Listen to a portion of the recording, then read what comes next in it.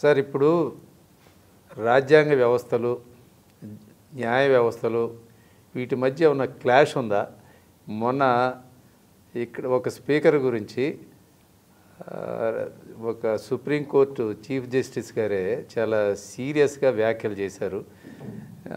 అది ఎలా ఉందంటే మామూలు వాళ్ళు వార్నింగ్ ఇస్తారు చూసారా, నేను దలుచుకుంటే అన్నట్టు, అలాగా నెక్స్ట్ బర్త్డేకి నువ్వు ఉండవు అన్నట్టు, అది బాలయ్య సినిమాలో డైలాగ్ లాగా అన్నాడు కదా, నువ్వు ఎక్కడ ఉంటావో చూసుకోమని.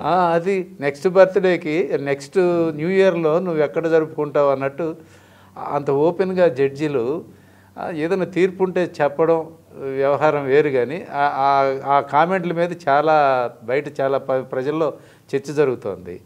అసలు అది అట్లా మాట్లాడవచ్చా? ఒక న్యాయ వ్యవస్థలో ఉన్న ఒక పెద్ద ఆయన ఒక స్పీకర్ని మీరు ఏదన్నా ఉంటే ఇమీడియట్ సెటిల్ చేయాలని చెప్పడం వేరు, కాకపోతే ఇలా పర్సనలైజ్ చేసినట్టు కామెంట్ చేసినట్టు మాట్లాడవచ్చా?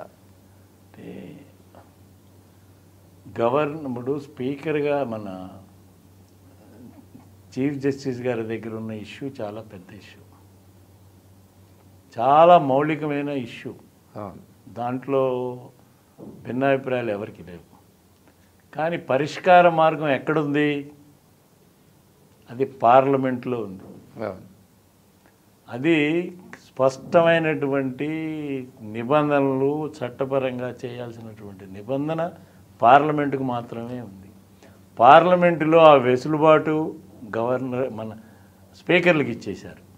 దాన్ని స్పీకర్లు తమ అనుగుణంగా వాడుకుంటున్నారు. ప్రభుత్వాలు అంటే రాజకీయ పార్టీలు, ప్రభుత్వంలోని రాజకీయ పార్టీలు ఇంకా దాన్ని విశృంఖంగా వాడుకుంటున్నారు. అంటే స్పీకర్లలో అన్ని పార్టీలు స్పీకర్లలో అప్పటికి నేను వస్తా, నేను దానికి వస్తా, తేడా ఉందా అని విశృంఖంగా ఉంది. ఈ పరిస్థితుల్లో ఎవరు నిందించాలో అర్థం కాని పరిస్థితి ఉంది. పార్టీలు మారడం తప్పు లేదు, కానీ ఒక పార్టీలో గెలిచి ఒక శాసనసభ్యుడిగా ఎన్నుకనై పార్టీలు మారడం అనేది చాలా దగులుబాజీ పని, మంచిది కాదు. వ్యవస్థకి మంచిది కాదు, వ్యక్తులకి మంచిది కాదు, రాజకీయానికి మంచిది కాదు, ప్రజాస్వామ్యానికి మంచిది కాదు. కానీ ఇది యథేచ్ఛగా గతంలో కాంగ్రెస్ తూట్లు పొడిచింది. తర్వాత రాజశేఖర రెడ్డి గారు, పివి గారు ఉన్నప్పుడే తూట్లు పొడిచారు. తర్వాత మళ్ళీ వాజ్పేయి గారు దాన్ని నిలబెట్టి ఒక్క ఓటున్నా కూడా ఒక్క ఓటు గవర్నమెంట్ను వదులుకున్నారు. అక్కడ విజ్ఞత ప్రదర్శించారు. తర్వాత రాజశేఖర రెడ్డి గారు, తర్వాత ఉన్నటువంటి గవర్నమెంట్లు మనం చూసాం. తర్వాత తెలంగాణ ఏర్పడిన తర్వాత ఆ అవసరం లేకపోయినా కూడా ఏదో పునరేకీకరణ, ప్రజాస్వామ్య, ఇది రాష్ట్ర సౌభాగ్యం అనేటువంటి ఒక మేలి ముసుగు పెట్టి ఈ పార్టీలో ఉన్నటువంటి వాళ్ళని ఒక ఎమ్మెల్యేగా గెలిస్తే, గెలిచిన ఎమ్మెల్యేని అపోజిషన్ తీసుకెళ్ళిన మంత్రిగా రాజ్భవన్లో గవర్నర్ సాక్షిగా ప్రమాణ స్వీకారం చేస్తే దాన్ని అరిస్తే, మాట్లాడితే హైకోర్టు మాట్లాడలేదు, ప్రభుత్వాలు మాట్లాడలేదు, నాను కూడా సుప్రీంకోర్టు దాకా కూడా వెళ్ళింది. అది ఎవరు కూడా ఇది తప్పు అని నిర్కర్షగా చెప్పలేదు. దాన్ని ఆసరా చేసుకుని మళ్ళీ ఆంధ్రప్రదేశ్లో కూడా చంద్రబాబు నాయుడు గారు కూడా 23 మందిని తీసుకుని మంత్రులు ఇచ్చి అక్కడ ప్రవాసం జరిగింది. రెండోసారి గెలిచినటువంటి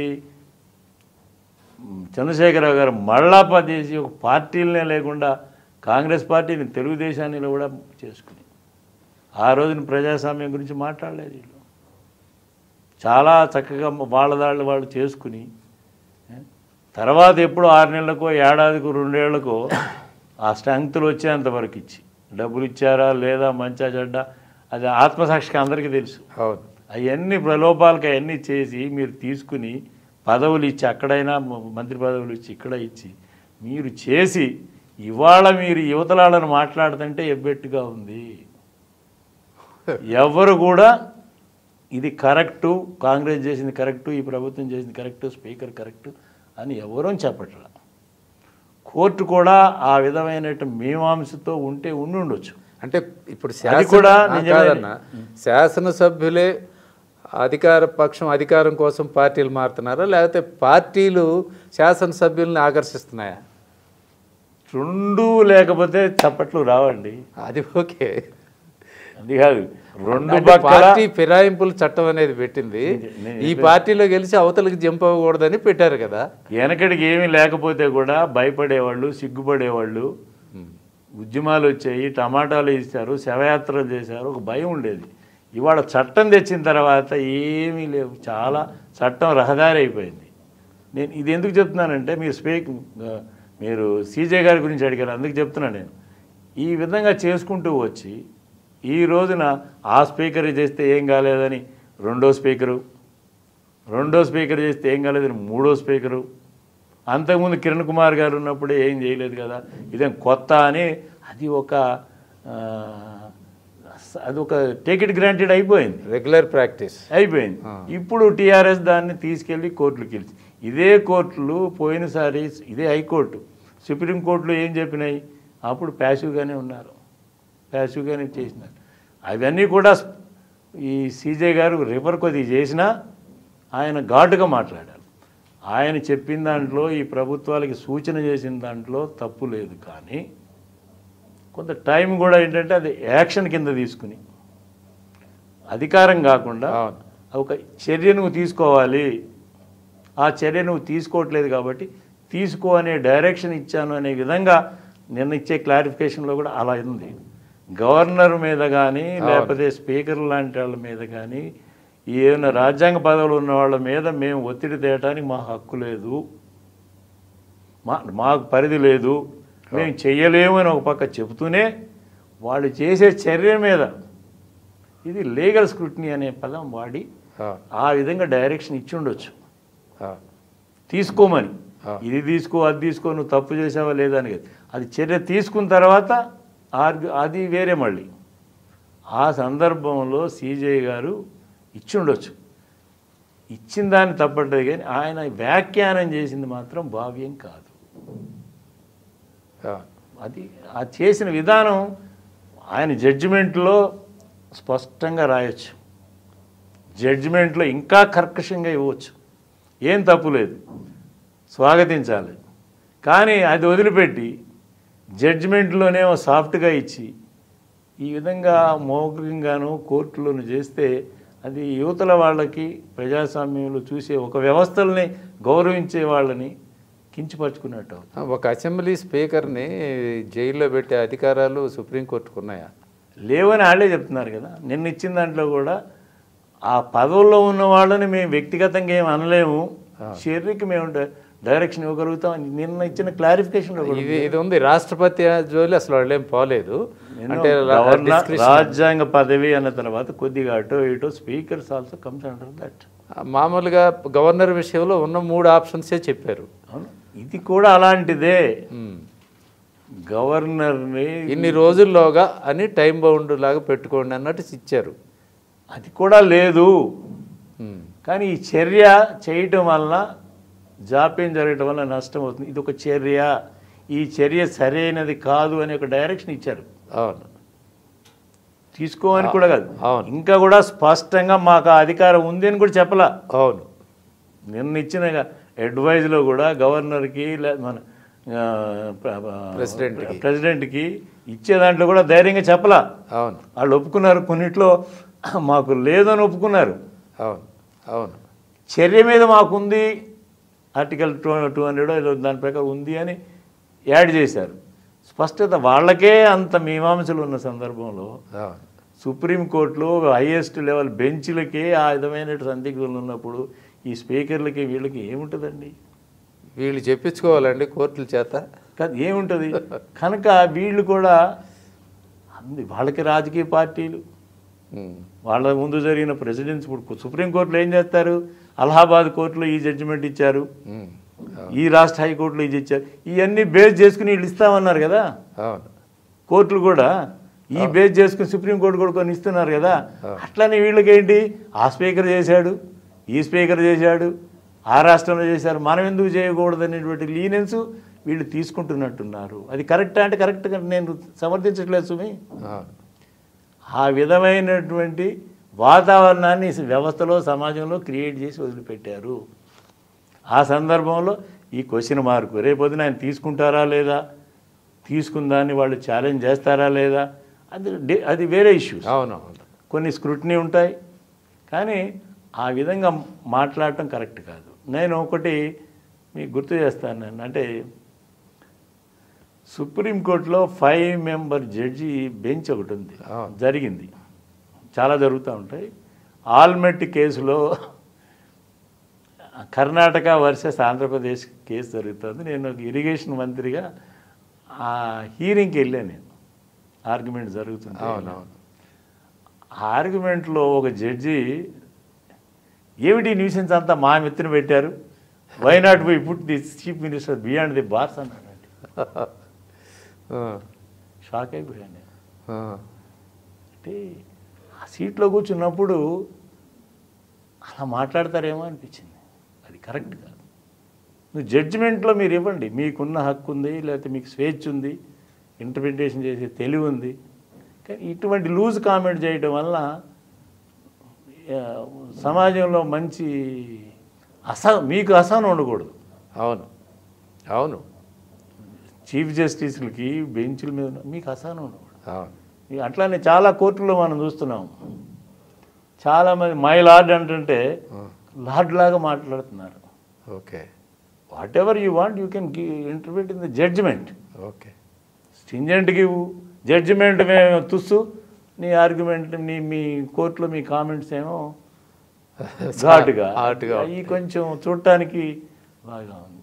ఇప్పుడు కొన్ని కేసుల్లో మనం చూస్తున్నాం, ఒక్కొక్క కేసు 20 ఏళ్ళ 18 ఏళ్ల తర్వాత లల్లూ ప్రసాద్ యాదవ్ గారికి జైలు శిక్ష, చచ్చిపోయిన తర్వాత జయలలిత గారికి జైలు శిక్ష. అంటే ఆమెకు పడలేదు, కానీ పక్కన ఉన్న శశికళ గారికి పడింది కదా, ఆమె ఉంటే ఆమెకు పడ్డట్టే కదా. ఇవాళ పక్కన ఉన్న రాష్ట్ర ముఖ్యమంత్రి ఎన్నేళ్ల నుంచి, మాజీ ముఖ్యమంత్రి ఎన్నేళ్ల నుంచి కేసు ఉంది, ఎంతమంది మీద కేసులు ఉన్నాయి నిన్న చూశారు కదా హడావుడి. ఈ సత్వర పరిష్కారానికి ఏం మాట్లాడుతున్నారు? వాళ్ళది బాధ్యత లేదా? వాళ్ళని ఎవరు అకౌంటబుల్ చేయాలి? వాళ్ళు మళ్ళీ వ్యవస్థను చూపిస్తారు. అట్లానే స్పీకర్ కూడా రేపు తప్పించుకోవడానికి వీళ్ళు మార్గాలు ఎత్తుకుంటున్నారు. అంతేగా. సో ఎవరైతే ఈ డిస్కషనరీ పవర్ ఉండి చాలా ఉండి చేస్తున్నామో, ఈ డిస్కషనరీ పవరు ఈ వెసులుబాట్లు ఉండటం వల్లనే చాలా నష్టం జరుగుతున్నాయి. కనుక అటు జ్యుడిషియరీ సిస్టంలో కూడా రైట్, ఈ అవినీతి అక్రమాలని క్రబ్ చేసే దాంట్లో కూడా, ఈ విచ్చలతోడితనంగా ఈ బ్లాక్ మనీ వచ్చే దాంట్లో, ఈ దోచుకునే దాంట్లో క్రబ్ చేయకుండా వాళ్ళకే స్టేలు ఇస్తున్నారు.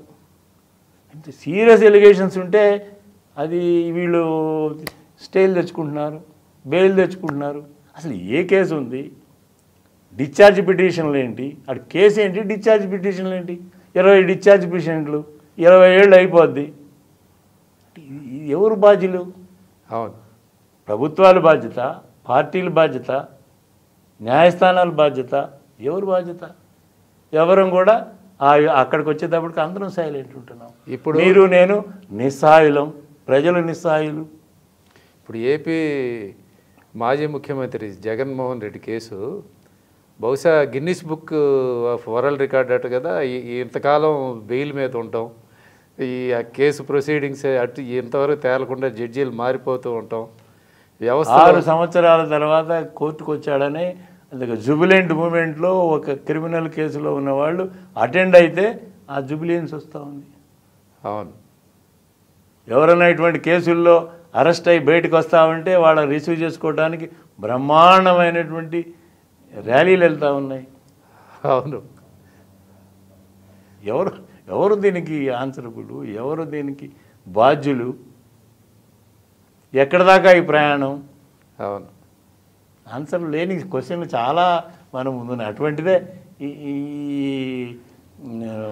పార్టీల మార్పిడి కూడా. ఎస్, ఇది దీనికి ఫుల్ స్టాప్ పెట్టాలంటే చేయగలిగిందల్లా ఒకటి, parliament has to amend. Supreme has to direct this parliament to amend it. ఇవ్వండి, తప్పులేదు. అప్పుడు మిమ్మల్ని అభినందించాలి. అక్కడ సైలెంట్ ఉండి ఇక్కడేదో చిన్న కింద వాళ్ళ మీద మీరు ప్రతాపం చూపిస్తే ఎలా? చిన్నోళ్ళని కాదు కానన్నా ఇప్పుడు మీరు సీనియర్ నేను అనేది చిన్నాళ్ళు అనే పదం అది కాదు కాదు చిన్న ఈ స్థాయిలో మాట్లాడి అసలు ఉన్నటువంటి లూపోలు అక్కడ దాన్ని అడ్డం పెట్టుకుని అన్నీ చేస్తున్నారు. నిన్న వెస్ట్ బెంగాల్లో బీజేపీ పార్టీ నుంచి మారినటువంటి ఎమ్మెల్యే కాబట్టి ఠక్ మనకి ఇచ్చేశారు. మళ్ళీ అది కోర్టుకు వెళ్తాడు అనుకోండి, 6 ఏళ్ళు అయిపోతాయి. మన దగ్గరే ఒక ఎమ్మెల్సీ ఎలక్షన్ జరిగితే ఒక ఓటు తేడాతో ఎమ్మెల్సీ గెలిచాడు నర్సారెడ్డి గారు మన నిజాం. ఆయన కేసు హైకోర్టులో కానీ సుప్రీంకోర్టులో కానీ 5.5 సంవత్సరాలు డిస్పోజ్ అవ్వడానికి పట్టింది. అయిపోయింది కదా టెన్యూర్, అయిపోయిందిగా. 5.5 సంవత్సరాలు, 6 సంవత్సరాలు దాదాపు పట్టింది. అవును, ఇంకేముంది స్టేలు. సీనియర్ పార్లమెంటేరియన్గా మీరు చెప్పండి, ఇంతకుముందు స్పీకర్ ఎలక్షన్స్ జరిగే వరకే, తర్వాత స్పీకర్ అనే ఆయన నిష్పాక్షతంగా ఏ పార్టీకి అనుకూలత లేకుండా వ్యవహరించేవారు, వారికి ఒక ఇండిపెండెన్సీగా ఉండేది. పొలిటికల్గా ఒక సైడ్ తీసుకున్నాడనే విమర్శలు లేకుండా పనిచేసిన శాసనసభ్యులు అంటే ఈ స్పీకర్స్ ఉండేవారు కదా. ఇప్పుడు స్పీకర్స్కి అప్పుడు స్పీకర్స్కి తేడా ఉందా? అంటే అసలు కలరు మీరు పీఠ మీద కూర్చుంటూ మీరే చెప్తున్నారు. ఆ రోజుల్లో స్పీకర్లు మాట్లాడదంటే చీఫ్ మినిస్టర్లు మాట్లాడలేని పరిస్థితి. ఎంటైర్ హౌసు వాళ్ళ కనుసన్నెల్లో నడిచేది. ఇక్కడైనా పార్లమెంట్లో చాలా పెద్ద పెద్ద సీనియర్ స్పీకర్లు ఉండేవాళ్ళు. అవును, ఒకసారి నేను పార్లమెంట్కి వెళ్తే రంగా గారు మాట్లాడుతున్నాడు, అక్కడ జక్కర్ గారు ఉన్నాడు. ఈయన మాట్లాడిన తర్వాత టైం అయిపోయింది, బిల్లు పెట్టాడు. రెండోసారి మాట్లాడుతుంటే రంగాజీ ఆప్కు మై టైం దేనే సక్తు అన్నాడు. ఈయన కూర్చున్నాడు. ఇంతే ఇంతే.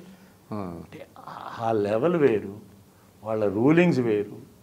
మా దగ్గర నారాయణరావు గారు మీసాలు వేసిన ఆయన కూర్చుంటే అందరం ఆ గంభీరతను చూస్తే అట్లా చూస్తూ ఉండేవాళ్ళం. మేము హౌస్లో కూడా. అప్పుడు ఇంత ఈ లేవు. అప్పట్లో గవర్నర్ మన స్పీకర్లకి ఉండేది. కొన్ని సందర్భాల్లో అటువంటి స్పీకర్లకి ఇనానిమస్గా నెక్స్ట్ ఎలక్షన్లో గెలిపించేవాళ్ళు. ఇప్పుడు స్పీకర్ నిలబడ్డాడు మళ్ళీ గెలుస్తాడనే నమ్మకం లేని పరిస్థితి వచ్చింది. అవును, భిన్న కారణాలు. ఆయన జనాలు వెళ్ళడు, ఆయన ప్రోటోకాల్తో ఉంటాడు, కొన్ని ఇబ్బందులు ఉంటాయి కాబట్టి ఎవడో ఒకళ్ళో ఇద్దరు తప్ప కాదన్న. ఇప్పుడు ఏపీ లాంటి స్టేట్లో స్పీకర్కి ఎలక్షన్ అవసరమే ఉంది.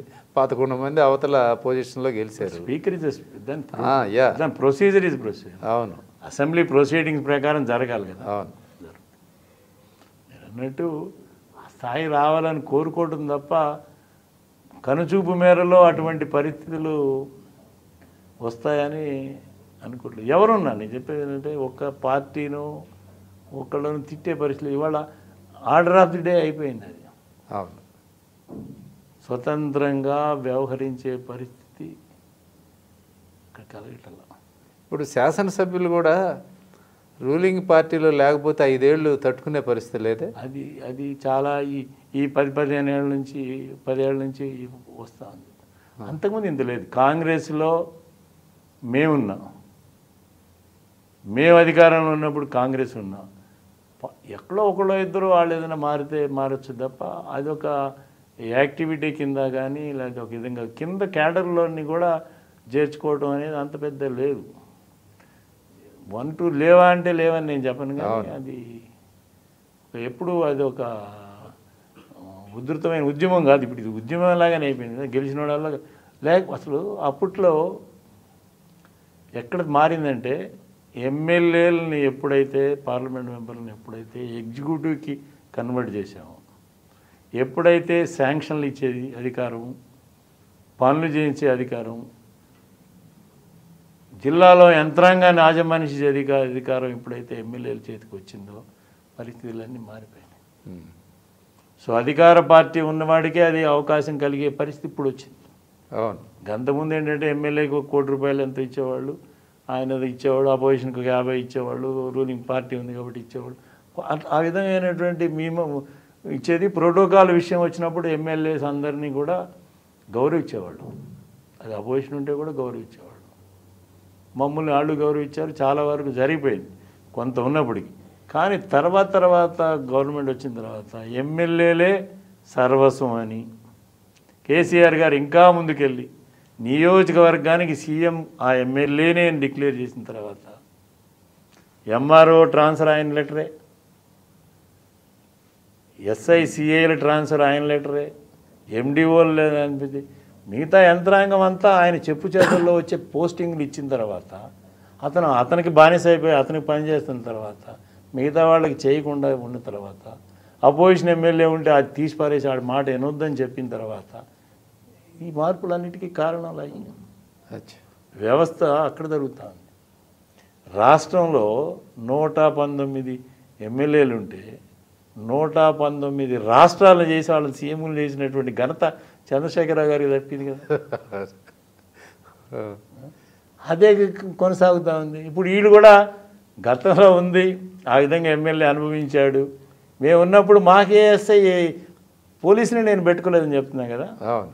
ఇది ఊళ్ళల్లోకి వెళ్తుంది, నక్సల్ ఉన్న ఊళ్ళల్లోకి వెళ్తుంది. ఇవాళ ఒక ఎమ్మెల్యే వెళ్తుంటే ఆ కాన్స్టిట్యున్సీలో ఉన్న ఎస్ఐలు అందరూ ఈయన ఎంబట కాన్వాయ్, సిఐ పైలట్, ఇంకేం చెప్తారండి. మరి సీఎం చెబుతున్నారు కదా మీరు. నేను ఎవరి మీద వ్యక్తిగతంగా మాట్లాడట్లా, this is happening in the state. అవును దీన్ని చూసి కూడా అక్కడ కూడా మొదలుపెట్టి ఉండొచ్చు. ఆయన వస్తుంటే సైరన్లు, ఆ రోజుల్లో ఉన్నటువంటి పరిస్థితుల్లో సైరన్ కూడా వద్దనేవాళ్ళం. ఇవాళ ఆయన వస్తుంటే సైరన్లు, ఎస్ఐలు, పోలీసు. గ్రామాల్లో ఏం అభిప్రాయం ఉంటుంది? ఆ విధంగా అపోజిషన్ వాడికి ఇవ్వకపోతే ఎక్కడ తట్టుకోగలుగుతాడు? ఈ కారణం శాంక్షన్ వీళ్ళే. గతంలో శాంక్షన్కి కరప్షన్ లేదు అంటే నేను చెప్పలేను, అది సమంజసం కూడా కాదు. లేదు, తర్వాత కాంగ్రెస్ వచ్చిన తర్వాత శాంక్షన్లు అప్పుడు ఎమ్మెల్యేలకు వాటాలు వచ్చేసినాయి స్టార్టింగ్లోని. తర్వాత టీఆర్ గవర్నమెంట్లో శాంక్షన్లకు వచ్చేసినాయి, ఆఖరిలో ఫైనాన్స్ డిస్ట్రిబ్యూషన్లో వచ్చేసినాయి. ఏది అమౌంట్ రిలీజెస్లో అది 4% ఉంటే ఇప్పుడు దానికి డబల్ అయింది అంటున్నారు. అసలు శాసనం ద్వారా శాసనసభ్యులకి ఏం అధికారాలు ఉన్నాయండి? ఏమున్నాయి అధికారాలు? అదే వచ్చింది. శాసనసభ్యుల రోల్ని మనం మార్చేసాం, అది తప్పు. పార్లమెంటు సభ్యుల రోల్ని మనం మార్చేసాం. పార్లమెంట్ అంటే దేశం మొత్తానికి పార్లమెంటు సభ్యుడు. బోర్డర్ దగ్గర నుంచి కింద వరకు దేశ పర్యవేక్షణ, మంచెడ్డలు తెలుసుకుని గవర్నమెంట్ని క్వశ్చన్ చేసి, గవర్నమెంట్ని క్వశ్చన్ చేసే అథారిటీ ఎవరికి ఉంది? పార్లమెంట్ సభ్యుడికి. ఎలక్టెడ్ పార్లమెంటులో ఈత మోర్ పవర్ఫుల్. ఇండివిజువల్లీ కాకపోయినా యాజ్ ఎ పార్లమెంటేరియన్ ఈత మోర్ పవర్ఫుల్. ఇది పవర్ఫుల్ దాన్ ఏ మినిస్టర్. కానీ ఎవరు అనుకుంటున్నాం? మినిస్టర్ కావాలంటాడు తప్ప ఎమ్మెల్యే లేడు, ఎమ్మెల్యేకి లేదు. వాళ్ళు సబ్ కమిటీలు ఉన్నాయి, వాళ్ళకి రివ్యూ చేసే అధికారం ఉందని ఉన్నాయి. కానీ ఆయన తీసుకొచ్చి బోర్లు వేసే దగ్గర కొబ్బరికాయ కొట్టిస్తున్నాం, మోరీల దగ్గర తిప్పుతున్నాం పార్లమెంట్ వాళ్ళని. బోర్డర్ ఎక్కడా, బోర్ ఎక్కడా? అవును, ఎమ్మెల్యేలు మా పరిస్థితి అదే ఉంది. అంటే వ్యక్తి పూజ ఎక్కువైందంటారా? Role difference. అది ఎగ్జిక్యూటివ్లో మన ఎమ్మెల్యేలకు చేసే పనులు కాదు, పార్లమెంట్ మెంబర్స్ కాదు. దానికి లోకల్ బాడీస్ ఉన్నాయి, సర్పంచ్ ఉన్నాడు, ఎంపీపీ ఉన్నాడు. వీళ్ళు చేసే పనులు మేము చేయకూడదు. మేము వాళ్ళల్లో ఎమ్మెల్యేలుగాను అక్కడ మీటింగ్లో అటెండ్ అయ్యి వాళ్ళ సాధక బాధకాలు అర్థం చేసుకుని ప్రభుత్వానికి రిప్రజెంట్ చేయాలి, అసెంబ్లీలో మాట్లాడాలి, చేయాలి. కానీ ఆ రోల్ ఏమైందంటే మారిపోయింది. మేమే శాంక్షన్లు ఇస్తున్నాం, మా మీద గవర్నమెంట్ డిపెండ్ అయిపోతుంది. ఇంతకుముందు పెద్ద పెద్ద రాష్ట్రాలు ఉన్నాయి కాబట్టి ఎమ్మెల్యేల మీద అంత ఫోకస్ లేదు. 290 మందిలో 1-2 చేయకపోయినా బదులుచుకుని. ఇప్పుడు ఏమైంది? 100 మందిలో వచ్చేది 60 మంది గెలిచేది, 60 మందిలో 10 మంది అటు అంటే government. So depending on MLA become a more power key point here. కనుక పరిస్థితులు మారుతున్నాయి. ఎమ్మెల్యే రోల్ పెరిగింది గవర్నమెంట్లో నిలబడాలంటే. సో అందుకనే చేశారు, మంత్రుల్ని మంత్రులను చేసి పారేశారు. గతంలో అయితే మంత్రి ఆయన కాన్స్టిట్యున్సీకి మంత్రి తప్ప, డిపార్ట్మెంట్కి ఏదో మంత్రి తప్ప, ఇక్కడికి వస్తేనే రోలు సీఎం గారు చూసుకునేవాడు, అక్కడికి వెళ్తే ఎమ్మెల్యేలు ఎవడు కాన్స్టిట్యున్సీ ఆడు చూసుకునేవాడు. వాళ్ళ రోల్ ఏమిటని నిజంగా ఎవరినన్నా కూర్చోబెట్టుకుని అడగండి. మీడియాకి చెప్పకపోవచ్చు, మనసాక్షికి చెప్తారు. అవును. ఇవన్నీ మాట్లాడితే పెద్ద ఈడే నన్ను తిడతారు ఇప్పుడు. అప్పుడు తిట్టారు, ఇప్పుడు తిడతారు. ఈడ పుడింగా ఈయన మాట్లాడుతున్నాడు, ఇవన్నీ చేస్తాడు. నేనున్నా చేయలేమంట. నేను ఎమ్మెల్యే ఉన్నా అవి చేయకపోతే తప్పుపడతారు. అవును. సో ఆ సీట్లో ఎవరు ఉన్నా కరప్షన్ సంగతి పక్కన పెట్టి కరప్షన్ చేయమని కాదు, కానీ మిగతా చేయకపోతే జనాలు భరించే పరిస్థితి లేదు, యంత్రాంగం భరించే పరిస్థితి లేదు. అవును. ఇది ఒక పెక్యులర్ సిచ్యువేషన్లో మనం పాస్ ఆన్ అవుతున్నాం. మనం డెమోక్రసీ మనకున్న పరిస్థితి ప్రస్తుతం డోలమాయనంలో ఉంది, నడుస్తూ ఉంది, కలర్ఫుల్గా నడుస్తూ ఉంది, చెంగుగా నడుస్తుంది, డబ్బులతో నడుస్తూ ఉంది హాయిగా. సో విషయం ఓకే.